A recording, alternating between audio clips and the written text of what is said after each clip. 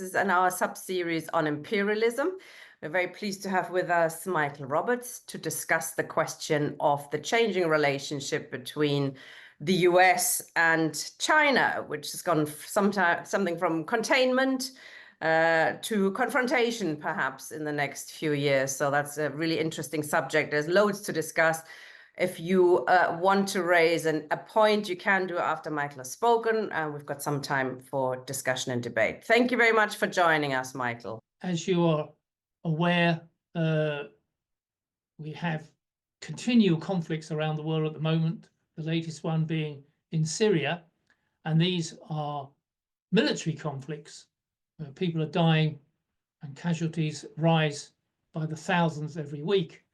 But the big confrontation still to come globally, geopolitically, is between the United States and China.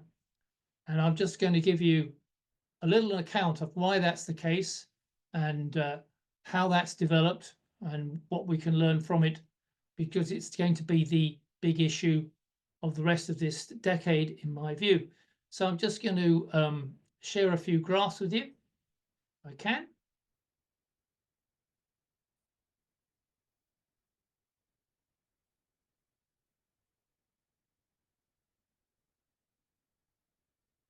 So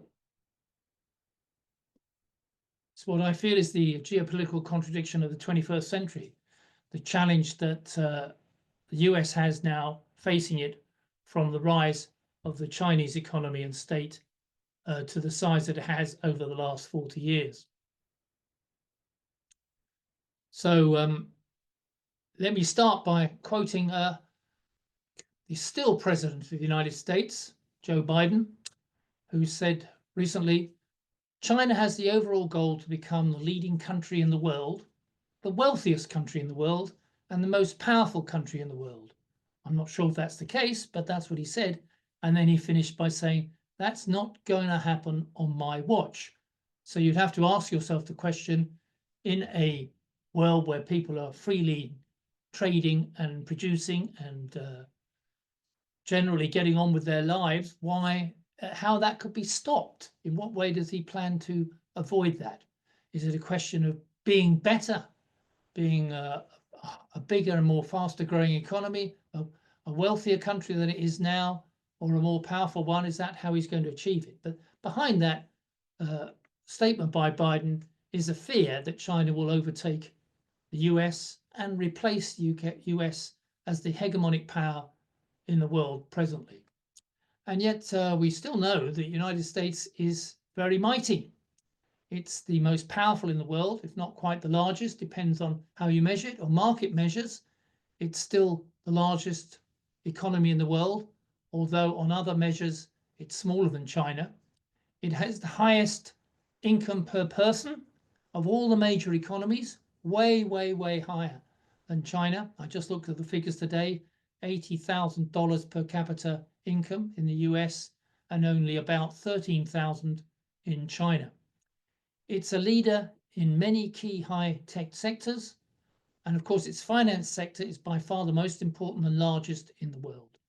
And not to be forgotten, perhaps increasingly most important, its military might is greater than all the other nations of the world put together. So that remains the strength of the US state and its economy and its power in finance and military, way, way higher and bigger and hegemonic across the world presently. Its policies, it thinks, should decide what happens in the world because of these powerful factors and foundations that it has in 21st century. But its position in the world, at least in certain sectors, has begun to decline relatively. These are the shares of world GDP in 1980.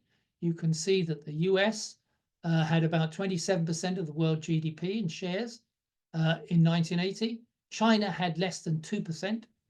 Now the US has dropped a bit to 24%, not a huge drop, but the big rise is China up to 16% of world GDP in 2019 before the pandemic.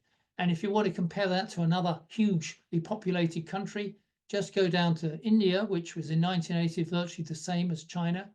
in a share of world GDP. China's share of world GDP has gone up to 16%. India's just at 3%. So you can see the dramatic change that's taken place. China jumping from 12th place to 2nd place in the world. That is the fear that the US has about the developments. And the US has lost its trading position in the world gradually over decades. If you go back to the 1960s, in the period of so-called golden age, the US was still running a trade surplus with the rest of the world. It was selling more goods and services to the rest of the world than it was importing. But gradually that position has changed and accelerated in many ways during the last 2 decades of the 20th century, so that it was running a significant deficit with the rest of the world, who were exporting more goods to it than it was exporting to them, by up to nearly 5 or 6% of US GDP. That's declined a little bit. The reason for that is, perhaps if I can explain later, is still, nevertheless, a large deficit on trade that the US now has. So it's got to finance that deficit. It's buying more goods from abroad than it's selling in exports, so it needs to finance that by raising funds to do so. Of course, it has the US dollar, the international method of exchange. Of all the currencies in the world, it dominates and is in a position to provide support for America's purchases around the world. But even there, the value of the dollar, its ability, its purchasing power against other currencies and for foreign imports and so on, has gradually declined over the last 50 years. If you take the index in 1973 at 100, you can see that it's gradually periods of going upwards above that figure and downwards in a cycle, but generally the trend is down to something like 15% of where it was in the 1970s. So the dollar's ability to buy goods for the US economy has declined gradually over that period. And then perhaps more startling is the rise of China in production, particularly as we've seen in terms of the share of total output in the world, but also in the terms of manufacturing in particular. So here is China back in the 1990s with only 5% of world manufacturing output. Now it's 35%, and you can see the shares that have disappeared for the G7 economies. Even the US, which was the biggest manufacturing economy back in the 1990s, even in the 1990s, has fallen way back from about 20% to under 15% now, while China has gone from 5 to 35. And if we take that in shares, we can see that now China has a bigger share than the next 10 countries in the manufacturing sector. That's the dramatic change that's taken place in the last 30 years. It is now the manufacturing powerhouse of the world, with, as I say, something like 35% of world manufacturing, while all the other G7 economies have gradually lost their share to China over that period. And it leads in exports, not just in general exports, but now increasingly in high-tech exports. In the latest figures that I have available in 2022, China had nearly 770 billion worth of high-tech exports, way more than any other country, including Germany and the United States. So not just it is now a manufacturing powerhouse, but it's not just selling consumer goods, textiles, cheap goods that we used to buy from China, but now increasingly high technological goods used in all sorts of components around the world, including, of course, motor cars, electric vehicles, etc. And it's on motor cars, we can see now it's now the top exporter in the world. It's overtaken every other major car exporting country in the world, including Germany, Mexico, Japan, Korea, and of course the United States is well out of that range now. But China is now exporting nearly 6 million cars a year across the world. And also in this high-tech area, R&D spending, that's the key area for innovation and new technology being introduced. The US still dominates as the major R&D investing economy in the world, and it's been increasing that position in billions of dollars. but you can see the dramatic rise in China's position from nowhere back at the beginning of this century to second place and fast catching up with the United States. R&D spending as a percentage of GDP in Japan is just under 3.5%. The US continues to accelerate actually towards 3.5 too, and passing Japan. But China is again coming from nowhere very fast to close the gap with the United States and Japan. And automation in Chinese industry is dramatic. Robot density. This is last year's figures. You can see the Republic of Korea is the leading robot per 10,000 employees. 1,000 robots for every 10,000 employees is operating in Korea, followed by Singapore, but then China. China just under 500 robots per 10,000 employees. Well, are now above Germany, Japan, Sweden, and the others. The United States is well down on that list, half the number of robots per 10,000 compared to China. So again, in key areas of industry, automation, China is making dramatic progress. And even in semiconductor chips, this is the area where the US claims that it has the advantage. It's going to sustain that advantage. It's going to block the ability of China to develop the latest, most advanced semiconductor chips and things that components that go into just about everything now. And on that basis, it's the key chips war, which has been launched particularly in the last 20 years. Here's the US share up the top here, still just around 40% is their growth rate of increase in production of semiconductor chips. But you can see very quickly that we're seeing a quick rise now in acceleration on the part of Chinese production in chips and semiconductors, even to the most advanced ones that US has already produced. So the famous Taiwan semiconductor industry is nothing compared to the way China is now developing, even in the semiconductor area. And a scientific explosion. China has now the top 1% of scientific papers in the last 3 years. China is the leader with just about 5,500 citations. The US down around about 4,000 and the rest nowhere. So China is now incorporating and developing a huge scientific base to its economy, which enables it to leap forward in all these important new areas. A skilled and educated workforce. China has the greatest number of STEM graduates in the world in science, technology, engineering, and mathematics. Over 3.5 million now, compared to India's 2.5 million, and the US is 820,000 STEM graduates in 2020. And again, everybody else really nowhere. So China is not only got the technological advances it's making, not only got the innovations, but it's also got the people, so highly educated that can develop in these particular areas. This success, in my view, has been driven by the fact that China is a state-led economy. It's driven by its state companies. It's been able to direct investment into the areas that matter, and it's not dependent upon the profitability to be found in markets, but it's dependent upon whether the state wants to direct its state companies in that direction, and also private companies in that direction. For companies now from the US and China account for nearly 50% of the top 500 companies in the world. And since 2000, the percentage of Chinese firms in the global 500 top list has increased from 2% to 27%, while American firms' share of the top 500 has declined by 1/3 to 25%. And the state sector is the key in these big companies.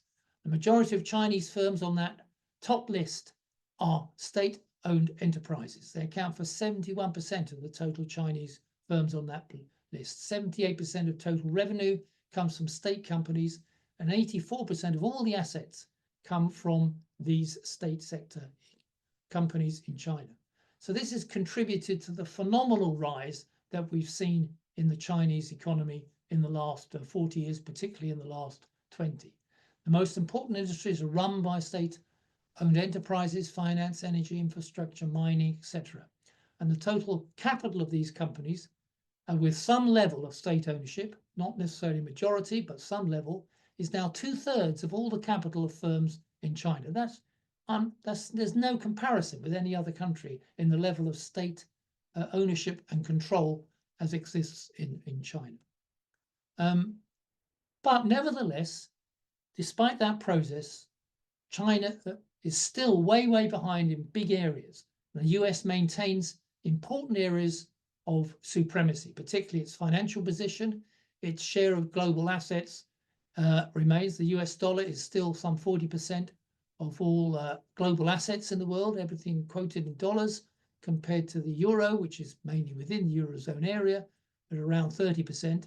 And China is nowhere in terms of when it comes to global assets. Nobody holds global assets in renminbi or yuan. They hold them either in euros or in dollars. And US has made an improvement in its trade deficit because it's now become a major crude oil producer. Fossil fuel development is now primarily taking place in the United States, a huge expansion from just about 11% of the world total of crude oil production, and through shale oil production and gas, it is now up to 16%, while Russia's and Saudi Arabia's share is not being improved at all, if not falling back. It's now the fossil fuel giant in the world. And also, the dollar and the euro remain dominant in international payments. The US dollar still has 45% of international payments taking place each year. The euro nearly the same. And if you want to find the yuan or the Chinese renminbi, you won't even find it on the list of the top 10 currencies being used in international payments. But above all, the US has military might. It has the strongest military presence domestically and overseas, with 1.3 million soldiers stationed at home and abroad, with nearly 5,000 military sites worldwide. The number of military sites is equivalent to the whole state of Virginia in size. It trains its troops all over the place. It has deployments of something like 230,000 military personnel at any one day in foreign countries, of which 168,000 active duty troops ready to go to war. So it's in a powerful military might across the world, with something like, I believe, we estimate something like 700 military bases across the world that the US has. And it's in various countries: Japan, Germany, South Korea. All the major countries have positions where the US troops are presently based. On the other hand, China has one military base in Djibouti, alongside the Americans, the French, and the Japanese. And that's the only military base it has overseas compared to the US. However, the situation is now becoming very intense in the conflict between China and the US. I think that starts in particular for when we had the Great Recession of 2008-9, when the major world economies collapsed, with the exception of China, which managed to go forward. Trade fell back. You can see on this graph that total trade, while it was expanding as a percentage of GDP up until the Great Recession, has stagnated since the global financial crash, whether it's in goods or in total trade, including services. And that means there's a real squeeze on the ability of the major economies in the world to expand their economies by exporting and by investing abroad. And because of that squeeze, it increases the intensity of the problem for the US and its allies as in dealing with the rise of China. Now, a lot of people say that we're entering a multipolar world where the US is no longer hegemonic, that there is a new poles of resistance to US imperialism, but in particular in the so-called BRICS: Brazil, Russia, India, China, and South Africa, and that this new force could well replace or at least compete properly with US imperialism over the next period. And you can see, if you look at share of GDP, then the BRICS total is now higher than the G7 total as a share of GDP. But within the BRICS, the vast majority of that share is coming from China, we've seen, from 17% of global GDP. India's only got 7 or even less, and the other countries are tiny. So this is no equally shared BRICS. It's not a group which is with equal economic power. Really, only China threatens the US in that area.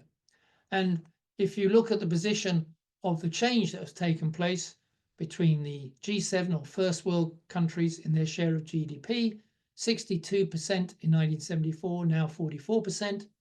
But you can see the Soviet Union or ex-Soviet Union countries really have lost their share altogether. India has gone up a little bit. The third world, the so-called third world or global south, pretty much unchanged. The big change is the share in the global GDP and PPP terms that China has had, and the relative decline in the G7. So it's China that's growing. It's China that's threatening US hegemony and imperialism, not BRICS as such. And in fact, the BRICS don't really have any possibility of playing a role, in my view, of opposition to the US and its other allies in the G7.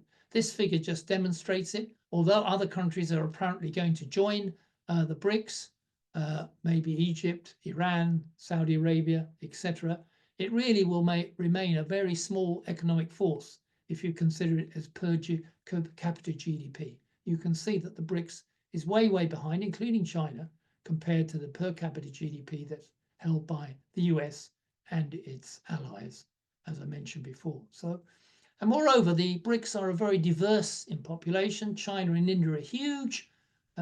South Africa and others are tiny. GDP per head, we've just seen, is widely distributed too. And they're far apart geographically and in trade composition. And of course, the ruling elites in these countries are often at loggerheads with each other. In past, China v. India, Brazil v. Russia. And can we really expect the BRICS to be an anti-imperialist force when when Modi rules in India, when Putin rules in Russia, where Lula is in Brazil, with Xi in China, South Africa under Ramaphosa, and these other countries that might be joining? Are they really anti-imperialist forces, progressive, that could bring about the end of US imperialism? Or are they just looking for their own nationalist interests rather than changing the structure of the world economy as we see it now? The US now has so far moved from engagement with China, as it did from the 1970s to the end of the 20th century. It's moved away from the period of engagement when it realized it was not having any effect on controlling what was going on in China, to a policy of containment, which is adopted up to now. And that containment means to drive China back, to strangle its ability to grow and to reverse its progress. It started in this Cold War now with economic sanctions. Economic sanctions are not new. They've been used by imperialists in the past against peoples who lived outside the so-called civilized world. And now we see the process of the US doing the same with oil embargoes and various other measures that have been used in the past. And now we see it moving towards the dealing with trade tariffs, with blockages on chips, and on sanctions against various individuals and companies, blocking their ability to sell their goods or invest abroad. So we've got, starting with Trump, we've had agencies banning Huawei and barring Chinese officials, and we've had Chinese investors being blocked from purchasing and developing Chinese companies, and sanctions against several businesses in China for helping Russian military, and now limits on sales of semiconductors to China under the Biden administration. And we know that when Trump comes to office on the 25th of January, one of the first things he plans to do is to proceed to hike tariffs across the board from the world, but in particular, he's talking about a 60% hike to Chinese imports in order to force Chinese exports out of the country and to try to encourage American industry to come home and to build and export at home. So a big attempt to destroy Chinese export and manufacturing prowess in the period under the Trump administration. But also, perhaps most worryingly, the development of military activity against China. They're already surrounding China with bases and missiles and allies. But there's even talk of making NATO, which originally was a so-called defense organization for Europe, and spreading it globally to have a NATO Asia and dramatically increase the spending in order to do so. Here's a figure, very latest figure from the NATO's own report, which shows a huge increase in defense expenditure by the existing members of NATO, dramatically up in the last 10 years from where it was before. It was more or less flat. For the last 10 years, we've seen a dramatic rise, all part of the process to develop forces not only to deal with Russia in Europe, but also, in my view, to develop the forces necessary to deal with China in Asia. And today, it was announced that NATO leaders are looking to raise the percentage of GDP spent on defense by each country as members of NATO from 2% to 3% of GDP. That's a 50% increase in defense spending in terms of GDP, which can only come out of public services and other civil expenditure made by governments. Let me finish on say this. We're now moving to the real danger, I think, of armed conflict in Asia. Engels forecast in 1887 that leading industrial powers that have reached a point where the drive for supremacy could lead to a world war, moreover, of an extent and violence hitherto unimagined. 8 to 10 million soldiers at each other's throats, he said, which will strip Europe barer than a swarm of locusts. And of course, that did come about in 1914. How it will all end, he said, and who will emerge as a victor from this battle, he did not say and could not say in 1887. I don't think we can say either, but all we can say is that we seem to be moving not just to a conflict based on sanctions, on trade, on the blocking of investment, but also to the real danger of military conflict between US as the hegemonic power and China as the rising power. Even the liberal elements in the capitalist economy and strategists are saying something similar. A new world is being born. The hope for peaceful relations is fading, says Martin Wolf in the FT. No one knows what will happen, but we do know this looks to be a disaster. In the long term, the emergence of two blocs with deep splits between them is likely, as is the accelerating reversal of globalization and the sacrifice of business interests, which are of interest to him, to geopolitics. Even nuclear war is, alas, conceivable. And there is the risk that we face now in this part of the imperialist project to remove China from a position of strength and to stop its growth. Thank you so much, Michael. As always, very thought-provoking and with lots of graphics to support your point. So thank you very much. Comrades, if you would like to ask a question or make a contribution, please click raise hand. Can I ask you a couple of questions then before I bring comrades in? So, I mean, you have described China is on the rise, US is in decline. Nothing lasts forever, of course. How does this kind of change, though, happen? And is China in the position, as mixed economy, if we put it politely, where the state sector is so important, it's not a proper capitalist country. Could it become the new world hegemon of imperialism with its strange, leftover semi-Stalinized version, no free trade unions, etc.? It's not really imperialist yet either. Could you see that change happening? And is that change always linked to war, or could we see, a new imperialist power rising without war? Well, I suppose that the answer to that question is what you think the nature of the Chinese state and the economy is. In my view, that this is a big debate amongst socialists and everybody, that you hear. Let's take the mainstream or the Western view of in the papers is divided. Half of them say that China is just another capitalist economy with its interests. And for some reason, capitalism is doing fantastically well in China and nowhere else, which they find difficult to explain. Then, on the other hand, no, it's not. It's some Stalinist totalitarian dictatorship where the state rules and free markets and democracy is not allowed. So apparently it's one or the other, as far as the West is concerned. I think that also reflects in some ways the view even of among the left and socialists. There's quite a number of socialists who would say that China is capitalist, not only capitalist, it's imperialist, it's exactly the same as the US or the other G7 economies, and it tries to control other countries, it tries to exploit other countries' labor, and so on. Well, I don't find that very convincing as an argument. I've looked at the data very closely. The US and the G7 economies invest huge amounts of foreign capital and have done over the last century or more into the so-called global south, extracting huge amounts of value and profits from those countries, as adding to their own profits at home through their multinationals and through trade. But if we look at the figures for China, there is no such, that's not happening. There is no huge amount of money coming into Chinese companies from the poor countries of Africa, Latin America, and Asia. Not at all. China remains a very, very low level net gainer from its investments and trade from abroad.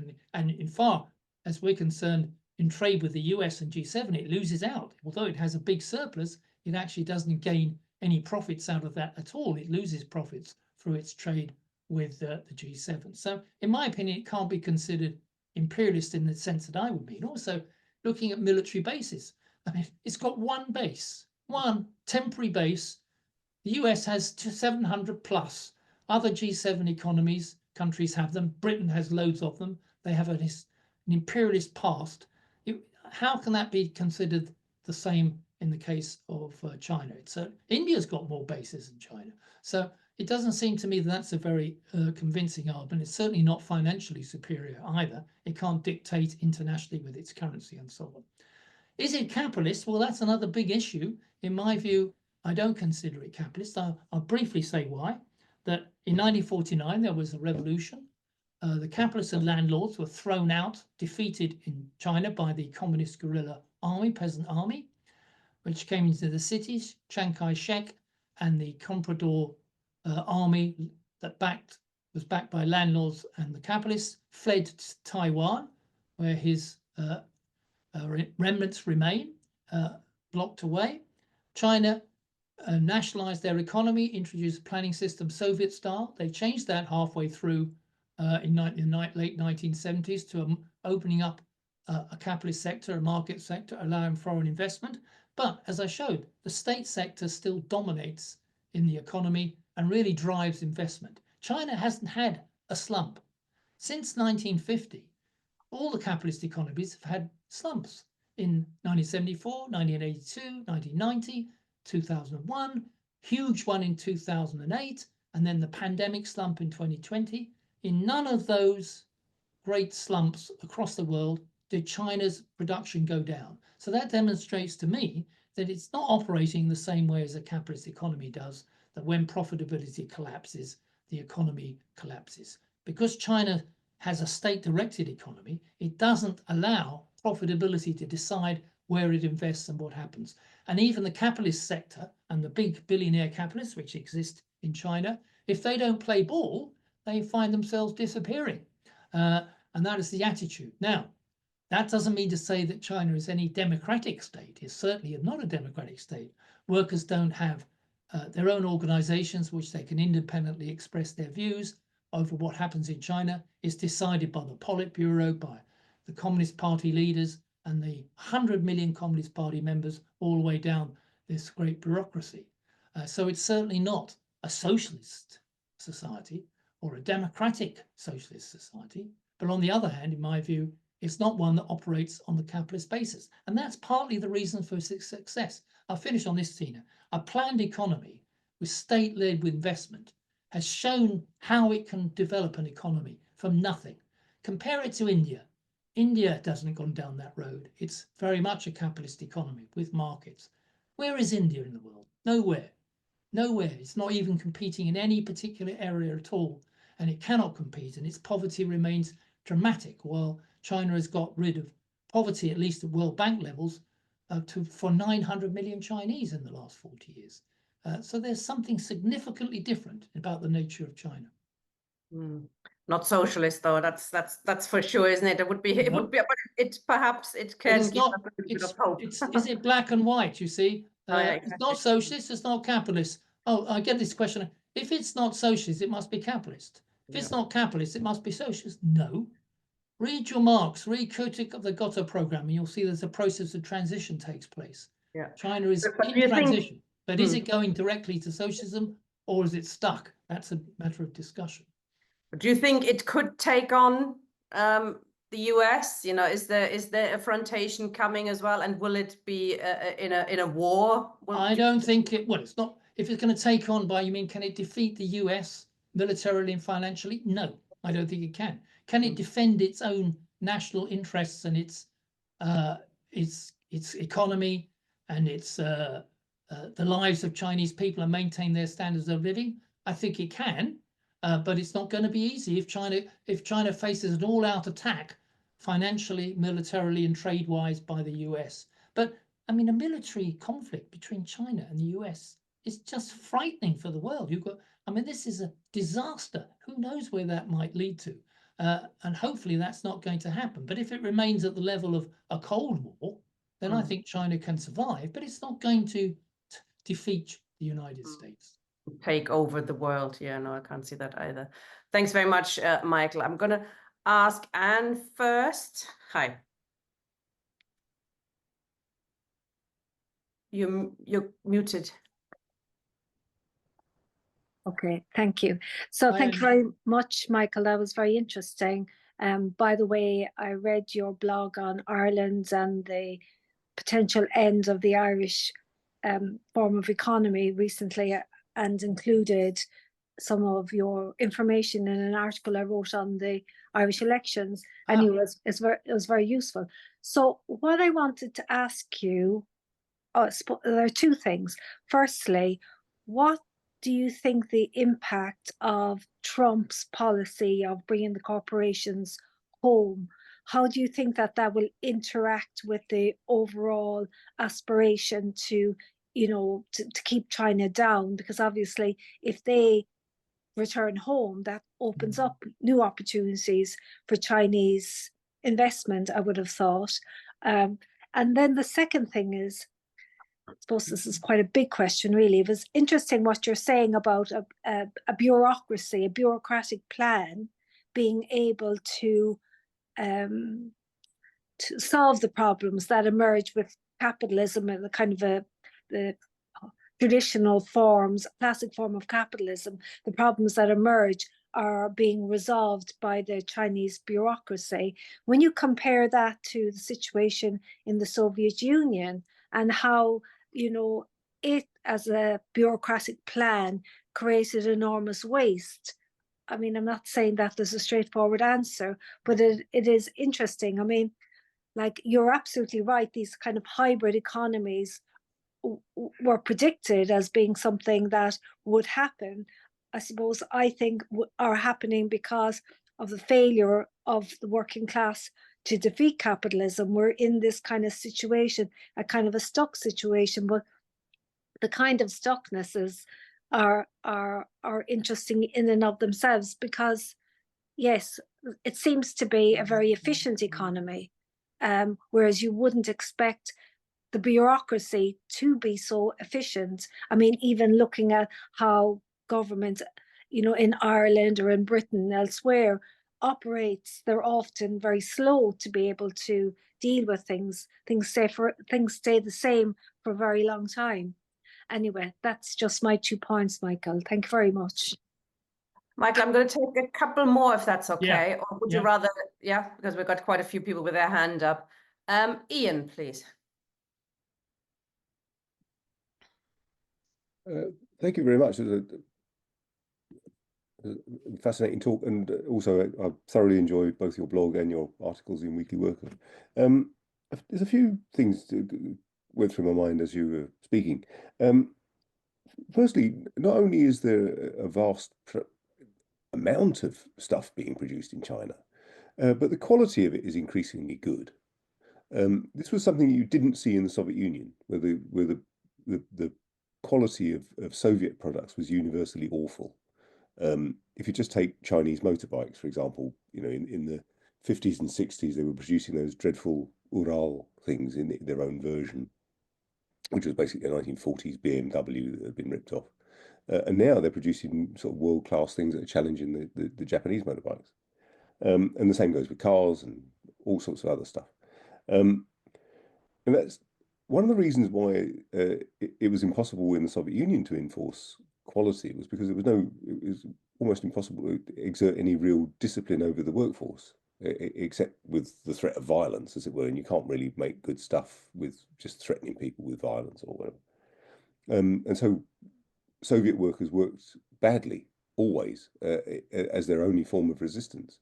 But Chinese workers don't seem to have that position. So presumably there's some form of class struggle going on, where there is the ability to exert discipline over the workforce. Presumably, if you lose your job in a factory that makes iPhones or something, then you've lost a really good job and you end up doing something awful. So there must be some sort of class struggle going on. I'm interested in the whole question around tariffs. Tariffs against Chinese goods would mean a huge cut to the wages, effectively, of the US working class, surely. And the idea that somehow US industry could upscale very, very quickly to make up for all the fabulous stuff that comes out of China, it seems to me quite fanciful. And so, in other words, the tariffs are going to be themselves, I would have thought, something of a flashpoint for class struggle in the USA. The other thing is, militarily, how could one ever imagine China being occupied? I mean, it has a huge land area. The Chinese Red Army, such as it is, may well be kind of pretty low tech, but it is enormous, and I'm sure it's capable of guerrilla warfare or whatever else. So I can't help but feel that if whilst they maintain a military threat, ultimately the aim will be to strangle China economically rather than militarily, because militarily it seems to be just logistically impossible. The other thing is, what we saw with the Soviet oligarchy, the people who managed to get their hands on state industries and asset strip it, and then eventually rescue maybe some bits of it, or manage to get their hands on extractive industries and make vast sums of money. The first thing they did was export their money into real money, as it turned in, invest in Cyprus or Switzerland, and salt their money away so that if they needed to escape, they could. Does that not happen in China? I mean, there are presumably Chinese oligarchs who managed to salt their money away somewhere. But or are there controls on that happening? Yeah, that's it. Thank you. Yeah, I'll let you get back to this now, Michael. There's quite a lot of questions there. Yes, of course. But related, those two speakers. So yeah, thank you. Well, of course, to answer all these questions properly would be another session, but we haven't got time for that, and other people want to speak. Just say that I think Anne's right. If Trump thinks that by applying all these tariffs, then American industry is going to take over, and the gap that will appear for Chinese goods, at least in price, and American industry will come home sufficiently to replace this and make America great again. This is a complete illusion that is not going to happen. It's impossible to achieve that any longer. All it's going to do is, it's been pointed out, it's going to drive up inflation probably, unless the economy is collapsing. But if it's going still forward, it's going to drive up the inflation prices for all sorts of goods that the Chinese imports currently provide in the American economy. So it's going to hit living standards unless the economy is dramatically rising thanks to Trump's new Make America Great Again investments that are taking place. This is an illusion that's going to happen, that it's not going to happen, and therefore it's merely just going to complicate the situation even further when it comes to the question of trade between the US and China and globally, because Trump is saying that if the rest of the world doesn't do the same thing and start boycotting and making it more difficult for China to export, then they'll suffer the tariff increases as well. There's going to be a whole basis on which global trade will implode. The estimate it could cut world GDP by up to 6% from where it would otherwise would be over a period of Trump's administration, if this is applied across the board. Although, of course, I think it's partly a bargaining weapon. Trump sees himself as a businessman, so I'm going to stick up the tariffs unless you do X, Y, and Z, and then I won't do it for our benefit. So it's going to be all that sort of palaver is going to go on for some time. So I think Anne's right that China will be able to take advantage in many ways of replacing American industry if it's not prepared to play the role that it currently does in various parts of the world and goes home insofar as that happens. Let's just say something about China again then. In my view, it is a planned economy where the state controls, but the working class do not control that society.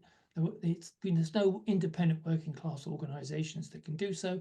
There's no democracy in any sense that we could understand, apart from the fact that the Communist Party decide somewhat democratically with themselves with factions about who should lead the country every so often, or maybe not even do that, but they operate through that system, and it's a bureaucratic system, so that means a lot of the decisions about what happens in the economy are made at the top. Of course, they are in capitalist economies as well, so that doesn't necessarily improve things, but when every big decision depends on the bureaucracy at the top, then big mistakes can be made, and a lot of them have been. There have been huge zigzags in the economy, which have damaged the ability of China to go forward. I'm thinking particularly real estate, which is a subject on its own that we could discuss. But what that means is, unless you have democratic control and democratic accountability to working people through organizations independently that they control, then inevitably you're going to have those problems. And one of the big things about the Chinese state,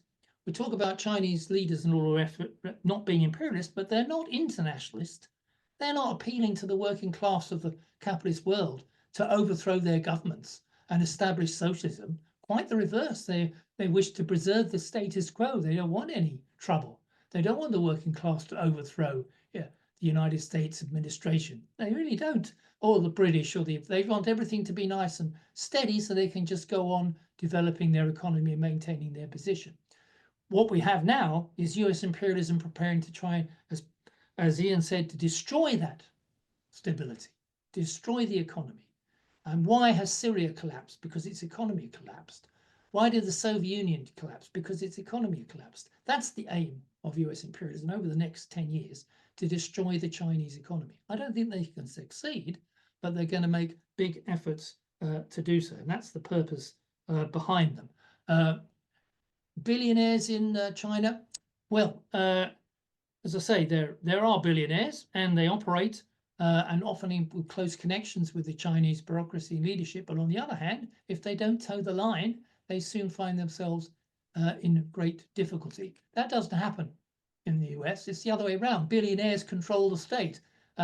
Trump's cabinet is completely composed of billionaires, or we used to call them in Russia oligarchs. I think we should call them hedge fund oligarchs and private equity oligarchs, which is what we have in the US cabinet now. That's the situation. China doesn't have a cabinet of billionaires. It has billionaires, but it doesn't have a cabinet of billionaires, and billionaires must toe the line. Thank you, comrade. Okay, we've got quite a few people, so if you could keep it short, comrades, that'd be useful. Alan, please. He doesn't have a camera, but we'll be able to hear him.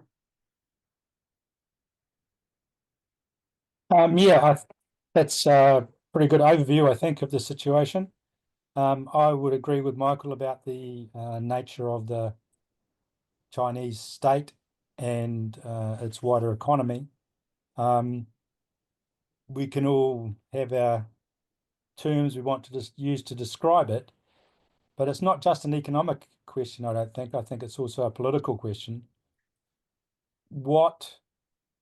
Because although, as I think has been said, a military invasion and subjugation of China by US imperialism, world imperialism, is probably inconceivable. if they were to be successful in somehow damaging the Chinese economy, or the bureaucrats make a major strategic mistake which allows that to develop, what we could see is the capitalist class which exists in China wanting to take advantage of this situation and propel them into some kind of leadership. And the aim of imperialism against Russia is to dismember it into smaller parts, and I would imagine that that would be part of their strategic approach to China, that you'd want to break it up, make blocks with the strongest capitalists in different areas, and come to some arrangement where they can be the small comprador bourgeoisie in those areas. So I don't think that military conflict between the West and China is inconceivable. And so the question is, whatever you want to call it, this transitional state stuck in a post-capitalist, pre-socialist situation, what would be the approach of Marxists and communists towards such a military conflict between an openly capitalist force like US-led imperialism and this Chinese state of whatever you want to describe it, post-capitalist society? So that's a question, I think, for the audience. And I don't know if I've heard Michael speak, or I've read a bit of your stuff on China, and I don't know if you've dealt with that question. The other thing is about the BRICS, because quite clearly it's not anti-imperialist in the kind of conscious anti-imperialist sense of wanting to get rid of imperialism. Most of the states, powers inside the BRICS would like to be imperialist. They're capitalist states. But it is interesting because it is a non-imperialist bloc. It's a bloc which contains no imperialist states. Now, I know not everyone in the audience would agree with that, but I think that, as I understand it, that's your position, Michael. Yep. And in terms of the defense of China against the plans of world imperialism to destroy it and break it up and remove it as a problem, to what extent even though the BRICS is not a direct competitor against world imperialism, does it provide a framework which can help protect China against the attempts to destroy the Chinese economy? Thanks. Thanks, Alan. Paul Smith, please.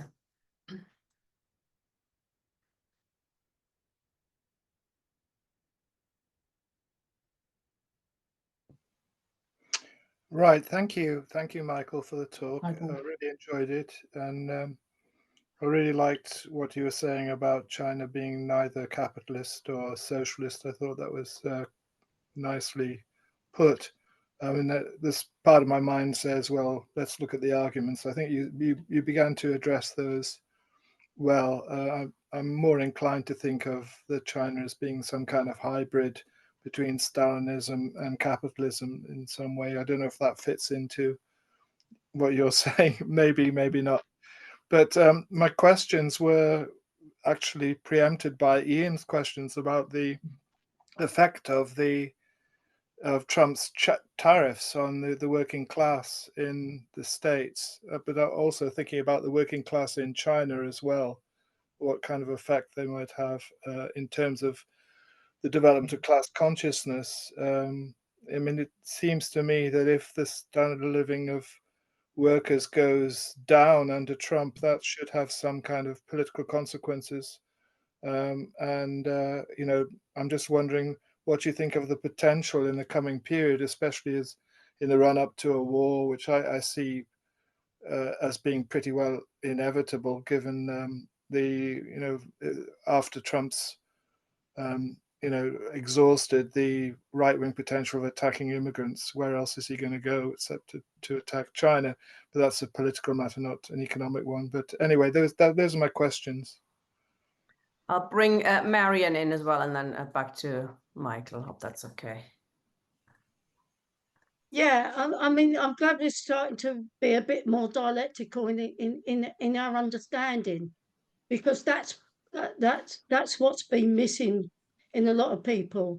They see it has to be one thing or another. It is a transitional society still. It is post-capitalist, but as Trotskyists, we believe in permanent revolution and world revolution. And the only way that we're going to defeat imperialism and capitalism is by world revolution. The question is, how do we bring it about?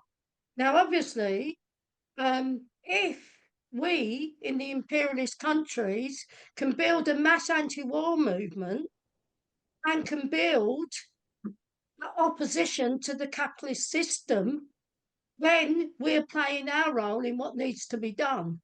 Because unless we do that, we are getting closer to war. Everything shows that. So we have to be dialectical and look at processes and see that there are contradictions. That's what I've learned, that we have to look at how things are unfolding. What are the contradictory processes that are involved? And how do we, in this country, we have a role of changing people's consciousness and educating people to understand what processes are happening and why things are happening in the way that they're doing. And how we could have a big campaign opposing increasing defence spending.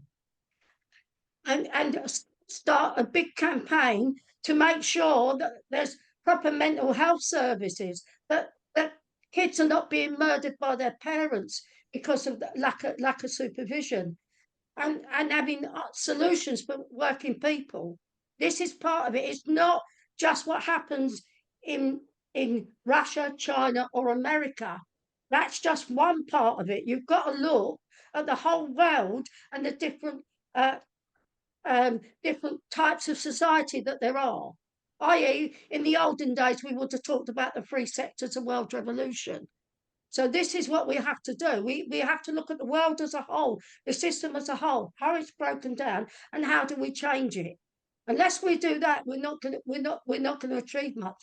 Our key task is building a big anti-war movement, and to start advocating for working class democracy in this country. We haven't even got working class democracy in this country. We've got more anti-union laws in this country than most of Europe. So, you know, it's not either or, they're different processes. So we need to be a bit sharper as well in our thinking. And remember, we need to be dialectical materialists, not just historical materialists, but dialectical materialists. Thanks, Marian. Back to you, Michael. Oh, right. Well, I think Alan's raised a very important point that the situation in China means that there is a large capitalist sector. That capitalist sector looks to make profits. It's not looking to achieve social needs or to even meet state targets unless the state tells it to do so.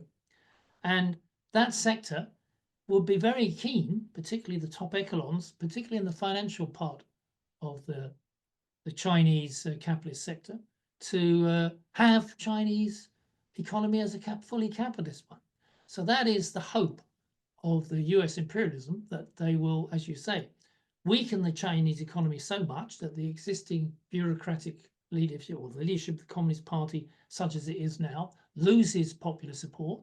There is movement against the leadership. It starts to crack, and the capitalist wing can move in and provide a political alternative backed by US imperialism. And we have China as part of the great imperialist bloc after a long period of struggle within China.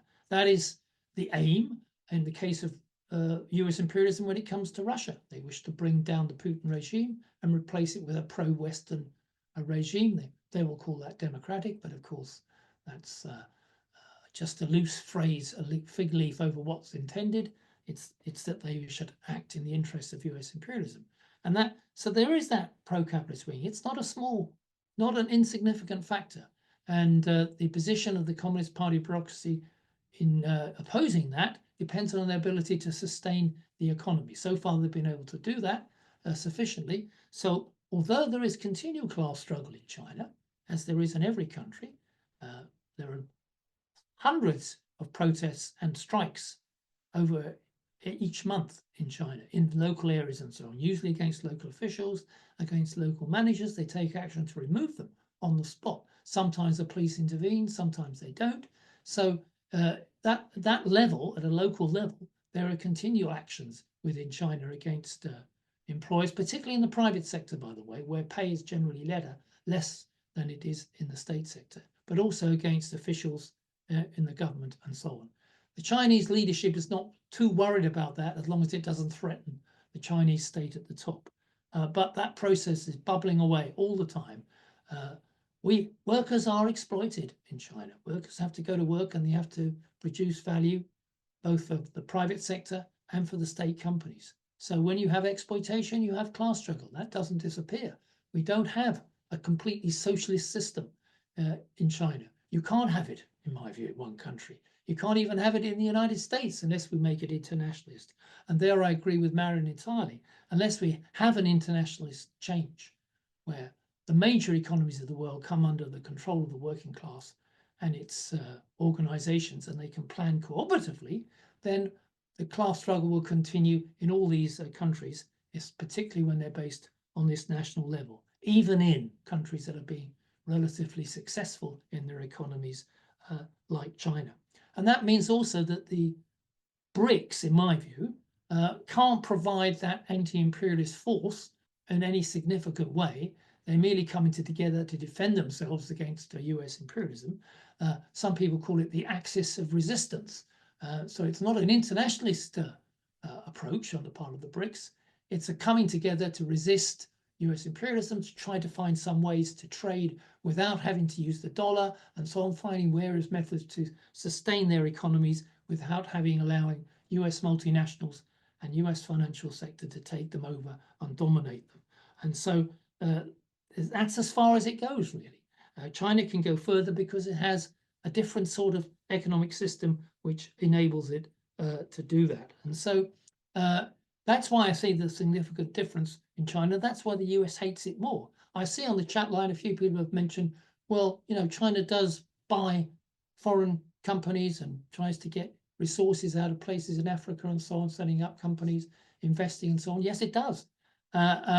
It's very interested in getting resources to sustain its own economy. But it's the state companies and state banks that intervene in that on behalf of China to buy these investments are not looking to make huge profits like the multinational companies backed by the IMF do in Africa and Asia and Latin America. They're looking to get resources that the Chinese economy can develop at the home. If you want to call that imperialism, well, it's very limited, because all I can say across the board, it's peanuts compared to what the G7 economies and multinationals and the banks behind them operate across the world, and what they extract from the world, and what they've extracted from the rest of the world for the last 150 years, not just for the last 40. Thank you. Alan asked you a question, which I thought was kind of interesting. If China and the US actually do go to war, do you think we should take a position supporting either? Yes, I think we should. I mean, just think about this, comrades. If say US imperialism wins in such a war, or replaces the existing regime in China with a pro-capitalist, pro-multinational, pro-international banking state government that runs the country and privatizes the whole economy to make it a free market, to use Milei of Argentina's phrase for everything. If that's what the US plans to do, which it does, and they win, that would be a huge defeat, I think, for the development of how we can see society developing the interests of the global South in particular and the people of the world. To maintain the Chinese state, even as it is, would be better than allowing US imperialism to take over. So yes, I would defend China. That doesn't mean to say we don't have criticisms of the way Chinese state and the leadership operates in many areas. In many ways, I have big criticisms about the fact that they allow such a large capitalist sector to operate, and that a lot of them take nice big corrupt money out of it accordingly. That's not how a socialist government should operate. But is it not the case that it would be better if China survived in a battle, whether it's economic or military, against US, because what the US would replace it with would be something way worse. I mean, the realistically, it'll be over Taiwan first of all, isn't it? And that's of course a tricky That's the question. hotspot. I mean, They're going to yes. say, look, China's going to invade Taiwan next week, next month. I Mm. keep reading US military said it's going to happen last week or next year or whenever. It's all going to happen. Chinese aren't desperate to invade Taiwan. Let's remember that Taiwan is officially part of China. It's not a separate state. That's not because the Chinese say it is, apart from the fact that it's by being just the Isle of Wight next to the rest of Britain. But it is always been considered part of China. Even the Chinese government in Taiwan, the Taiwanese government recognizes that they're part of China. It's just that they want to have a capitalist China, not a socialist one.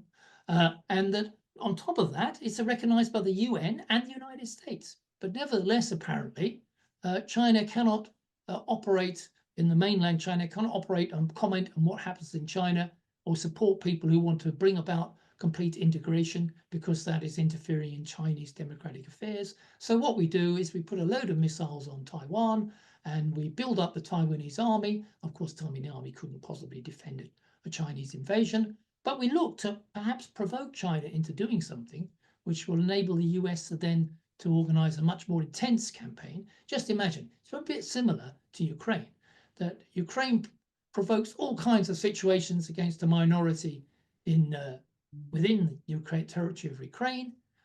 Russia invades, and suddenly the whole world is out to take Russia down. That's exactly what the US hopes to achieve in the case of Taiwan. You're right. It's a very similar situation, actually, indeed. But it will stumble up a lot of lefties, presumably, because in theory, the Taiwanese people have the right to determine their own, Yeah, it's destiny. like saying the Isle of Wight has the right to determine its own independence from Britain if that's what it wants. Well, that's a sort of, particularly in the case of the Isle of Wight example, the Isle of Wight is inhabited in the case of Taiwan by all the old comprador bourgeois nationalist capitalists from the Civil War and their descendants, and these are the people that are operating in Taiwan and have done so for the last 70 years.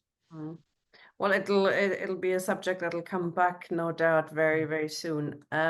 Agnes, please. Am I unmuted? Yes, you are. Oh, wonderful. So amazing presentation, so clear, and I can't thank you enough, Michael. So I have two very short and very ignorant questions. The first one is that from what you said, I kind of understood that for the time being, the United States is the one which is the most powerful in the world. So why are they keep being annoyed by China? Why are they, making up all this? So anyway, I don't have to extend on that because they do it, and then of course the United Kingdom joins in. So I don't understand what's the point. The other thing is that, have I misread or misheard that you had a quote from Engels who said that the next war is going to be absolutely terrible? And is that what I saw and heard? Is that what you did? The reason why I'm asking, because just half a minute more, Tina, because Bernard Shaw, the writer, considers Richard Wagner's Ring Cycle as the presentation of capitalism as Engels sees it. And at the end of the Ring Cycle, Brunhilde makes a fire and the whole world burns down and collapses. So should we not be scared that we reach that point? I mean, you quoted Engels, so should we be scared now that we reach the point that the whole world might be just defeated and not defeated, just ruined. And so these are the two ignorant questions. Thank you. Not ignorant at all. Thanks, Agnes. No. Ryan, if the climate catastrophe doesn't do it, is nuclear war going to get us? Hi, Brian. This is one of the issues where I disagree with Michael on the issue of China. Look, has anybody heard of the COMAC C919 plane, right? China intends to produce 100 of those a month. That's 2/3 of the production rate of Airbus and Boeing together. It will break Boeing. Boeing's on the verge of bankruptcy, but the C919 really highlights the problem. People ask the question, why is it that Germany has followed and engaged in such self-harm with the United States? The reason is Germany is petrified of China. It's not petrified of the United States. It is really scared that its economy is going to be hammered into the ground by China, which is already happening.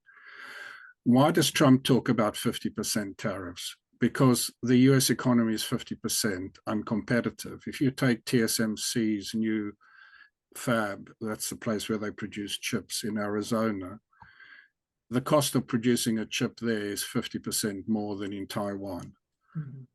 I don't think you have to worry about Taiwan. Taiwan's not the trigger for war. What the trigger for war is whether or not the United States can hold back China's technical development. That is the trigger for war, and it's not being able to hold it back. If China sends up the value chain and robs the United States of its monopoly of the commanding heights of the value chain, everything goes, including the dollar, because it's the commanding heights of the value chain, not Wall Street, that props up the dollar. It's the super profits that the high-tech companies make that flow back into the United States that props up the dollar. Without it, the United States is a failed state. The other thing I want to quickly talk about is, now I don't want to monopolize, there's a lot more I can say, but all I can say is Have another couple of minutes, go on. Okay, so you'll have seen on the chat that we are really, really focusing on Lakenheath Air Base. We are desperately worried about a nuclear war.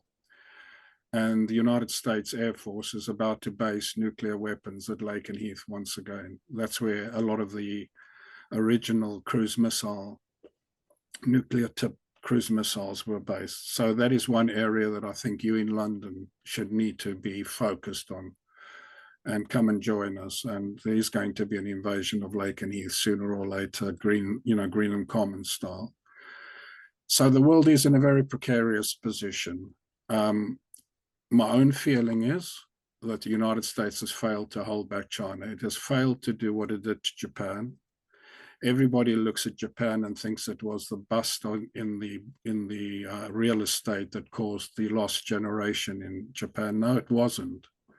It was the United States smashing the yen in 1985 in the Paris Accords, and in 1988, embargoing, doing exactly what they're trying to do to China, they did to Japan very, very successfully. Effectively, the United States market for electronics was taken away from China, and without the economies of scale, the profits that the Japanese electronic companies could make was insufficient to really keep up with what was going on in the United States. I think they failed. I think they have failed to do that to China, and I think Huawei is an example of that. There's only one little weakness left, well, it's a big weakness left in China, and that is its failure yet to develop an EUV lithography machine. Once it's done that, it's game over. It's world war. And on that lovely note, I'll finish. Thanks, Brian. Anthony.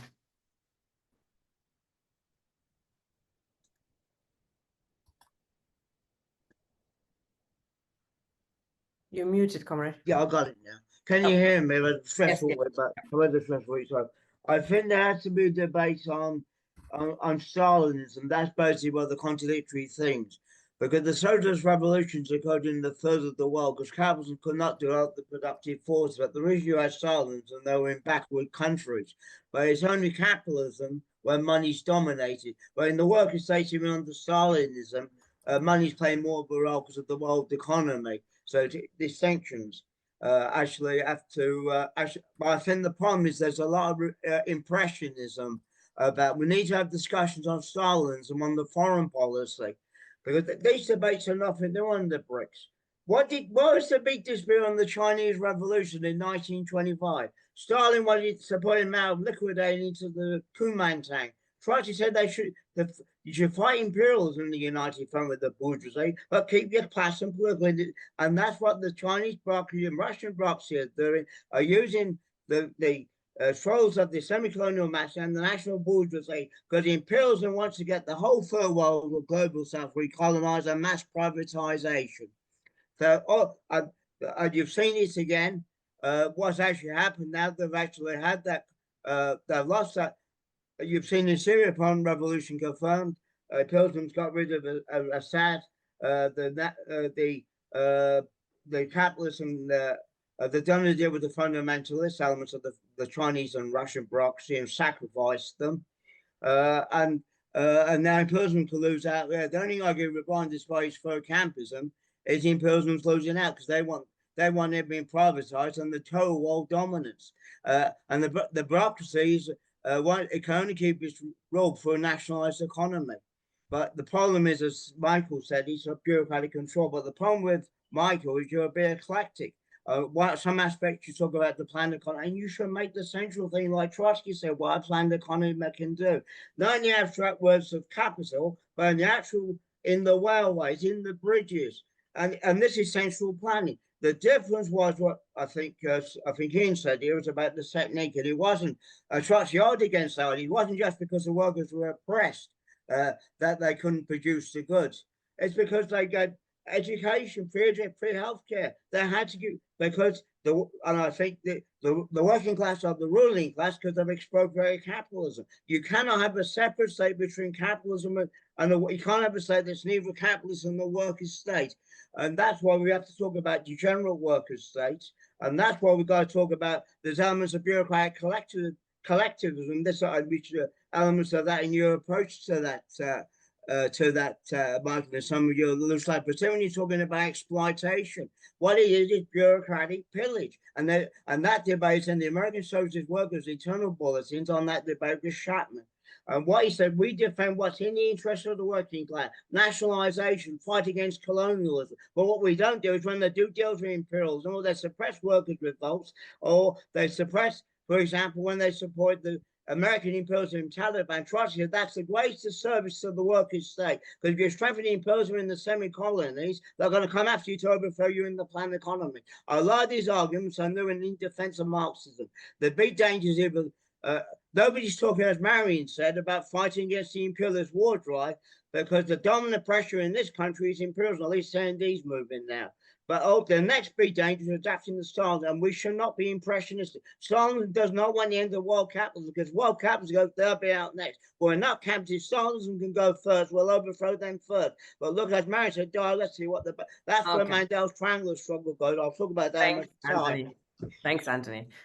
Michael, would you reply to the last three speakers? Just on Agnes's points, well, I think other people have answered her first question. Why is the US, if the US is so powerful and the G7 is so powerful and headed, why are they bothering to take on China or try to reduce it? I think the answer to that is it's been explained by a lot of other people. And I think the main point I was making in the presentation was that China has made such a dramatic progress over the last 40 years that although it's still a long way behind the US as a financial and military power, it's increasingly becoming a rival economically in trade and manufacturing and in technology. And this is what frightens the US.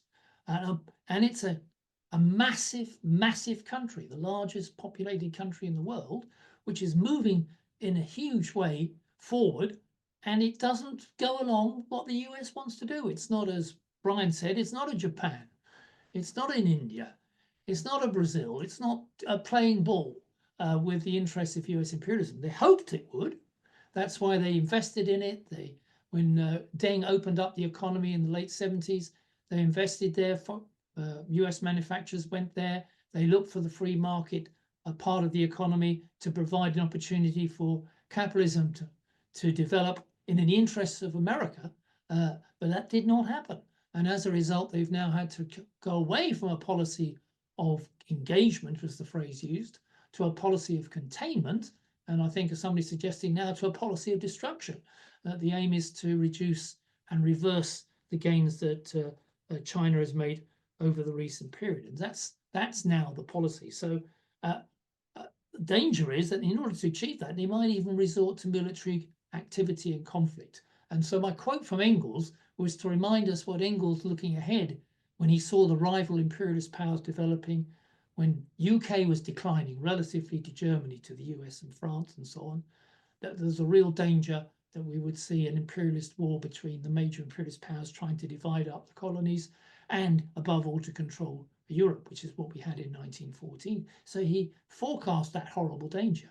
I put it in because it's a horrible danger that we have before us over the next period, however long we get to that point. Hopefully we'll never get to that point, but it is definitely a risk that we have before us. So I think that's basically what this presentation has been about, that Agnes has presented us with the general trends that we have before us and why this is taking place. I notice on the chat, people are saying, well, does Syria change the picture? Well, I don't think Syria is going to affect China too much. Will it block their Belt and Road? No, as I think Brian replied on the chat, he said, if Iran falls, that will be a different matter.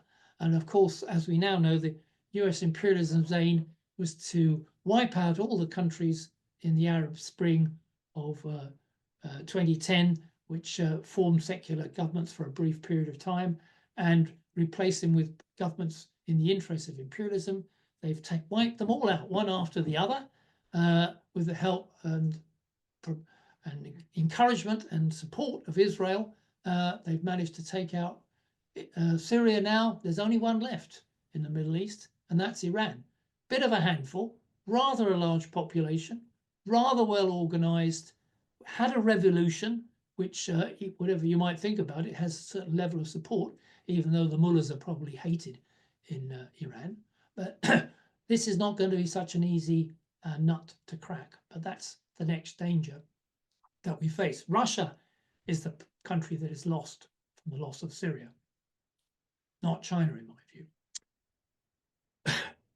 Thanks, Michael. A last question then, perhaps, as a summing up. What can we learn, perhaps, from the success of the Chinese economy, which is not based on the profit margin or profit symptom, as you described, but not celebrate in a way that, you know, you see, for example, George Galloway doing when he looked at the BRICS summit and he thinks it's wonderful, it's future, it's the axis of resistance. Not only is it the axis of resistance, he sees it as that's what we have to, you know, strive towards, and that's going to be the alternative to US imperialism. And it's brilliant for us. And as you described, I mean, Putin, you know, you got the Shah, you know, the Iranian regime, theocratic regime. Dear God, these are, you know, we're supposed to ally ourselves with these people. No, thank you very much.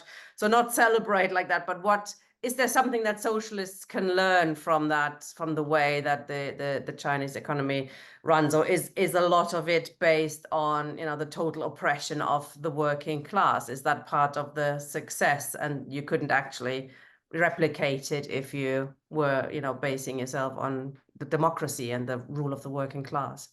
Well, of course, China was a peasant economy with nothing. It was poor. In the late 1940s, it was a disaster. Capitalism had ruined, when it developed from the early 1900s in China, from basically a semi-feudal society into a capitalist one, it was a nightmare of 40 years of warlords destroying the countryside, just fighting each other. Then they had the Japanese occupation, which annihilated millions of Chinese. This is a horrendous situation, worse than the period before Russia in 1917. So the revolution was a transformation that laid the basis for a better China. There's no doubt about it. And the basis of that was fundamentally a planned economy in the major sectors of the economy, and one where the state drove investment and the profitability for capitalist companies was not decisive. The capitalist sector in China is significant, but not as significant enough to actually drive the investment and the consumption and the employment of the Chinese economy. It does not do so. It plays a secondary role, and it certainly doesn't control the state machine. It has to obey towards the state machine. It's clear the difference between the cabinet of Trump and the Politburo of Xi, and what the interests are in those two different leaderships that exist. One is a cabinet of billionaires running the US state in the interest of big business and finance. China has a bunch of bureaucrats running the state in the interest, as they see it, of the state and the development of the economy. But the reason that it's successful, and this is the one thing we have to recognize, is the development of a planned economy, still planning in China, and where the state dominates the major sectors of the economy. And so the profitability of the capitalist sector in China is not decisive, as like in other countries, it has proven to be that whenever profitability collapses in those countries, we get crises. That doesn't happen in China. So that's something that we have to preserve. But we don't preserve the dungeons of Syria. We don't preserve the dungeons of Iran. We don't preserve the dungeons and prisons of Putin.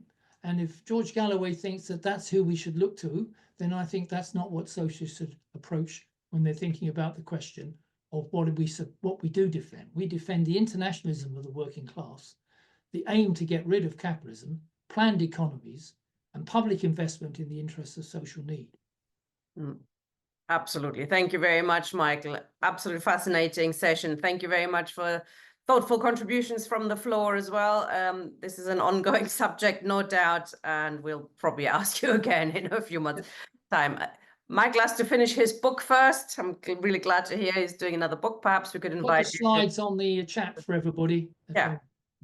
Perhaps when it's out, we can invite you to do a presentation, and then lots of people. I hope I'm still alive by the time it's finished. Yeah. Excellent. Next week, comrades, is the last session of Why Marx this year. We're going to look at Jesus the Revolutionary and what we can learn from him. Thank you very much, comrades. See you next week. Thank you, Michael. Bye, comrades.